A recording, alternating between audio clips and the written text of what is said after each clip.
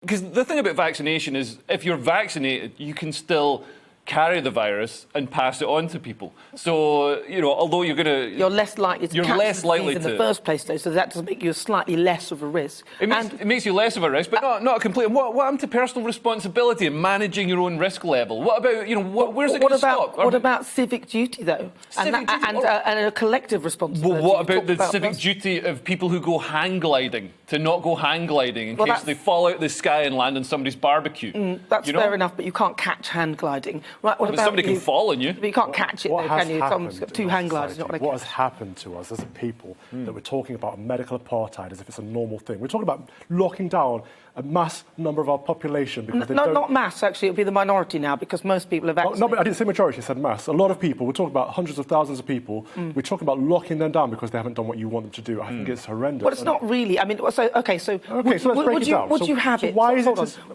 the other way then? Would you have it the other way? So if we have another lockdown, there's a lot of talk, and I'm sure pretty much that you've said it, that the vulnerable people should be lock themselves away for a short period of time. This is how far the Overton window has shifted. You talk about who do we lock down? Who shall we lock? No, let's not lock people down. No, let's not lock people down. Let's put the scenario That chap we just saw said, no, why should these people lose their freedoms? Those people should lose their freedoms instead. No, nobody should lose their freedoms. But let's put it to you. The government has no right to take our freedoms away. Let's put it to you that because there has been talk of Plan C, which could involve a lockdown, and if it does, somebody's going to have to be locked down.